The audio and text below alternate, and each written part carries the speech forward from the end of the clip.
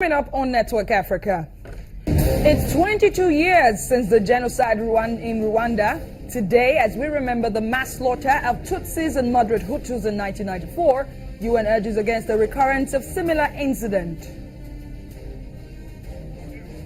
Sudan's President Omar al-Bashir announces he will step down in 2020 when his current mandate ends. He denies allegations of abuses in the country's western Darfur region. And the International Monetary Fund to deepen funds engagement with Somalia through a 12-month program. This is Network Africa.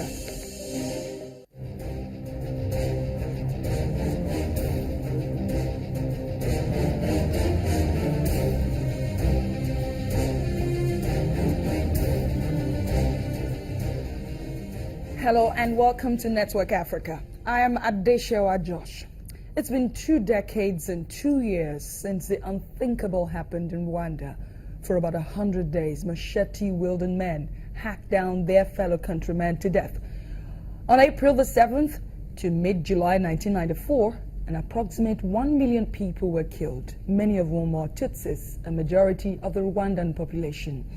In the books of history, it was documented that the genocide was planned by members of the core political elite known as the Akazu, many of whom occupied positions at top levels of the national government. Looking back today, the UN Special Advisor on the Prevention of Genocide, Adama Dieng, says there is need to pay attention so that such incident does not repeat itself again in history.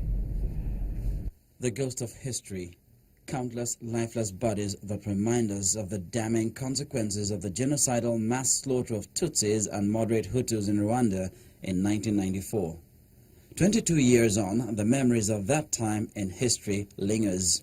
More than 800,000 people were systematically murdered throughout Rwanda.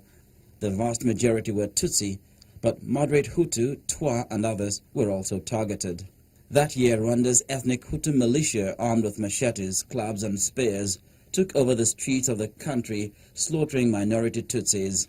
Many Hutus were faced with a choice: either join the mobs or protect their fellow citizens, though it meant putting their own lives at risk.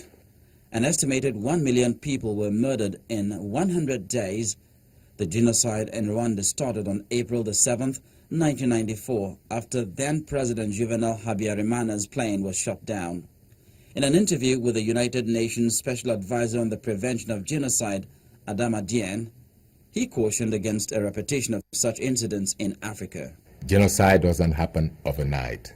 Genocide is a process. It takes time, it requires resources, planning, and we do know that genocide is always preceded by serious violations of human rights. It's been reported that an estimated 30% of the population still suffers from post-traumatic stress. Asked if reconciliation was possible with so many people still suffering, Dieng said there's need to invest more in trauma counselors throughout the country. To invest more in trauma counselor throughout the country to help these people. But most importantly, the efforts of the Rwandan government should be, I would say, supported by strengthening the reconciliation process. In other words, by getting people together. From 7th April to 4th July, which is the Liberation Day, people will always, of course, remember what happened. And it is important that they remember. Remembrance is a way of life. Remembrance will enable each Rwandan to understand that they have to live together as a nation. In 2015, the International Criminal Tribunal for Rwanda held its last hearings over a decade after opening and convicted dozens of individuals. However, there are still many people wanted for genocide. The Mechanism for International Criminal Tribunals, MICT, recently put out a most wanted list with a reward of $5 million for any information that helps bring them to justice. The UN Special Advisor underlined that it was critical to make every effort to bring peace in the region because if you have a situation which is as critical as the one we are seeing today in Burundi, the situation in DRC. We are facing some kind of a regression of democracy in that part of Africa. We need to invest more to remind the leaders of their role in managing diversity in the most constructive manner, making sure that they are inclusive in their policies, making sure that nobody is feeling discriminated. He also recalled the important role of the Gacaca Court, a nationwide people's judicial system established by the Rwandan government in the process of healing. In 2005, there were 12,103 courts in all of Rwanda, processing an estimated 130,000 suspects awaiting trial. The theme of this year's observance is Fighting Genocide Ideology. And I'm a UN envoy on African development to speak more to us on this special day for Rwandans and indeed Africa. Thank you so much for speaking to us on Network Africa. Thank you. It's hard to forget the pictures that came out from that war and the stories told by victims and survivors of that horror. But worthy of note is the fact that it appears we often forget about the struggle and the issues that led to that massacre. Professor, what are the lessons of the Rwandan genocide that must be taught to generations unborn? Well, I think the key thing is for us to look at the breed and caliber of leaders currently in Africa with whom we follow. And to see that the issue of Rwandans actually started from the few elites who actually wanted to foster their own impression and their own desire to rule over the rest of the country. And as a result, they used genocide as a tool to achieving that process. But they are very short-sighted. They've forgotten that peace is not the absence of war.